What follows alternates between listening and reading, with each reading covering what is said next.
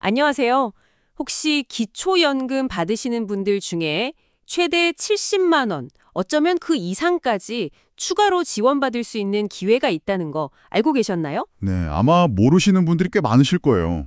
바로 이 평생교육 바우처 제도에 대해 좀 더 깊이 들어가 보려고 합니다. 네, 이게 단순히 돈을 받는 걸 넘어서요. 당신의 삶에 어떤 새로운 활력을 줄 수 있을지, 또 조금 복잡하게 느껴질 수 있는 부분들 있잖아요. 그런 것들을 좀 명쾌하게 정리해 드릴게요. 네, 맞습니다. 특히 올해 지원금이 작년에 2배, 그러니까 70만 원으로 늘어난 점, 그리고 꾸준히 참여하면 보너스까지 있다는 점은 정말 주목할 만하죠. 70만 원이요? 와. 네, 이게 그냥 예산만 들린 게 아니라 어르신들의 어떤 적극적인 배움과 활동을 국가가 얼마나 중요하게 생각하는지 보여주는 그런 신호라고 볼 수 있거든요. 그렇군요. 근데 많은 분들이 이걸 잘 몰라서 혹은 신청이 좀 번거로울까가 놓치시는 경우가 많아요. 맞아요. 그런 경우 많죠. 그래서 오늘 저희가 핵심만 쏙쏙 뽑아서 당신이 이 좋은 기회를 꼭 잡으실 수 있도록 도와드리겠습니다. 좋습니다. 그럼 이 평생교육 바우처라는 거 정확히 뭔가요? 그냥 학습비 지원금이다 이렇게 보면 될까요? 근데 왜 현금이 아니라 다른 방식으로 주는 거죠? 네, 기본적으로는 학습비 지원금이 맞아요. 어르신들의 배움을 위한 거죠. 기초연금이랑은 별개로 추가로 드리는 혜택이고요. 아, 별개로? 네, 현금이 아니라 이제 농협카드 포인트 형태로 드리는데요. 이건 아무래도 지원금이 교육이라는 원래 목적에 맞게 정부가 딱 인증한 교육기관에서만 쓰이도록 하려는 그런 장치라고 보시면 됩니다. 아하, 용도를 확실히 하려는 거군요. 그렇죠. 올해는 1인당 연간 최대 70만 원까지 지원되니까요. 작년보다 훨씬 다양한 배움의 기회가 열린 셈이죠. 70만 원이면 정말 큰 금액인데요. 그럼 제일 궁금한 게 자격 조건인데 만 65세 이상이고 기초연금 받으시면 다 되는 건가요? 아까 소득 기준 같은 것도 있다고 하셨는데 복잡하진 않을까요? 기본 조건은 말씀하신 대로 만 65세 이상 기초연금 수급자, 이게 맞습니다. 네. 하지만 여기서 중요한 게 자동으로 드리는 게 아니라 반드시 직접 신청을 하셔야 한다는 점이에요. 아, 신청 필수. 네, 소득 기준도 있긴 합니다. 혼자 사시면 월소득 인정액 213만 원 이하, 부부가 함께 계시면 340만 원 이하, 이렇게요. 그럼 또 계산하고 그래야 하나요? 근데 너무 걱정은 마세요. 사실 기초연금을 받고 계신 분들이라면 대부분은 이 기준 안에 해당될 가능성이 높거든요. 아, 그래요? 다행이네요. 네, 그래서 소득 기준보다는 신청 자체를 잊지 않는 거, 이게 더 중요하다고 할 수 있습니다. 아, 알겠습니다. 신청이 필수다. 근데 어르신들 중에는 온라인 신청이 좀 어려우신 분들도 계실 텐데요. 방법은 어떤 것들이 있을까요? 다행히 방법은 여러 가지가 있어요.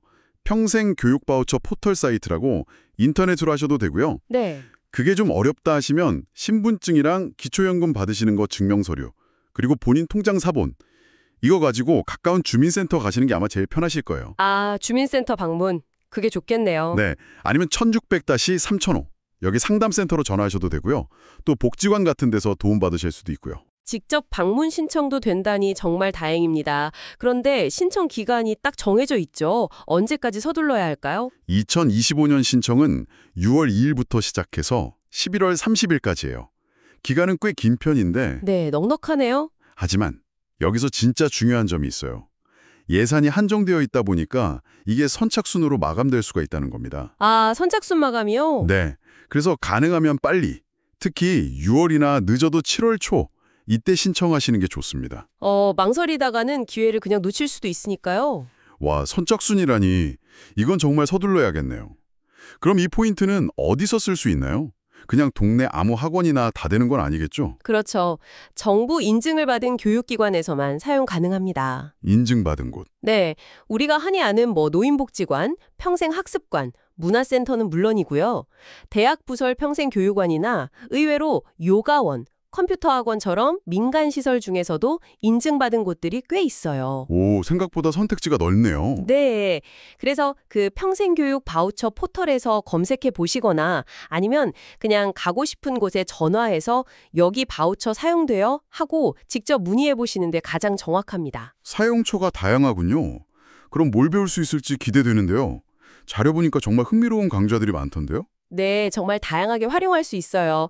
뭐 요가나 체조 같은 건강관리법 배우시는 것도 좋고, 아, 건강 중요하죠. 그렇죠. 그리고 요즘은 정말 필수잖아요. 스마트폰이나 컴퓨터 활용법, 이런 거 배우시는 거 인기가 아주 높다고 하고요. 맞아요. 스마트폰 어려워하시는 분들 많으시죠? 네. 그리고 뭐 서예, 그림, 노래, 악기, 원야 같은 취미 활동도 좋고요.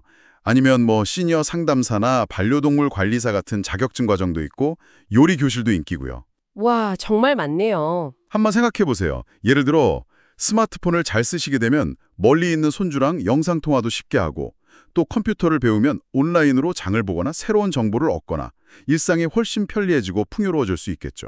와, 상상만 해도 좀 즐거운데요. 그런데 아까 추가 지원금 이야기도 잠깐 하셨잖아요. 그건 뭔가요? 아, 네. 이게 정말 쏠쏠한 혜택인데요. 네, 뭔가요? 바우처로 신청하신 강좌 있잖아요. 그걸 80% 이상 꾸준히 출석해서 수료하시면 다음 해에 또 쓸 수 있는 35만 원의 우수 이용자 지원금을 추가로 받을 수 있습니다. 35만 원을 또요? 네, 예를 들어서 10번 수업이면 8번 이상 참여하시면 되는 거예요. 와, 이건 단순히 돈을 더 주는 걸 넘어서 꾸준하게 학습에 참여하시는 걸 응원하고 격려하려는 그런 취지죠. 올해 처음 생긴 거라 아직 모르는 분들이 많으실 거예요. 그러면 70만 원에 35만 원 추가면 총 105만 원 혜택이네요. 이야, 이건 정말 놓치면 안 되겠는데요. 그렇죠. 정말 좋은 기회죠. 마지막으로 그럼 이거 신청하고 이용할 때 꼭 기억해야 할 점이나 좀 주의할 점이 있다면 뭐가 있을까요? 가장 중요한 건 역시 아까 말씀드린 것처럼 신청을 서두르셔야 한다는 것. 예산 소진전에요. 네, 선착순이니까. 그리고 주변에 기초연금 받으시는 가족이나 친구분들 계시면 이 정보를 꼭 좀 알려주시라는 거. 아, 그것도 중요하겠네요. 네. 또 하나는 신청하실 때 연락처는 꼭 정확하게 적으셔야 하고요. 처음부터 너무 욕심내서 막 여러 강좌를 신청하거나 집에서 너무 먼 곳을 고르시진 않는 게 좋아요. 꾸준히 다니셔야 하니까요. 그렇죠, 꾸준히. 그리고 아주 중요한 당부인데요. 가끔 보면 뭐 신청을 대신해 준다면서 수수료를 요구하는 경우가 있대요. 근데 이건 절대 사기입니다. 아, 그런 사기도 있어요. 네. 정부 지원 사업 신청은 전부 무료거든요. 그러니까 조금이라도 의심스럽다 싶으면 반드시 주민센터나 공식 상담센터, 아까 번호 1600-3005였죠? 거기에 직접 확인하셔야 합니다. 네, 오늘 평생교육 바우처에 대해서 정말 알기 쉽게 설명해 주셨네요. 감사합니다. 최대 105만 원이라는 금전적 혜택도 물론 크지만 배움을 통해서 어떤 새로운 활력을 얻을 수 있다는 점이 더 의미 있는 것 같습니다. 맞습니다. 배움이라는 건 정말 삶을 더 풍요롭게 하는 최고의 방법 중 하나죠. 네. 오늘 이 이야기를 들으신 당신께 마지막으로 질문 하나 드리고 싶습니다. 이 바우처와는 별개로요. 혹시 최근 당신의 마음속에 아, 이건 한번 배워보고 싶다 하는 그런 작은 호기심이 스쳐 지나간 적은 없으신가요? 그게 뭐 아주 거창한 게 아니어도 좋습니다. 그게 무엇이든 그 작은 호기심의 씨앗을 한번 따라가 보는 건 어떨까요?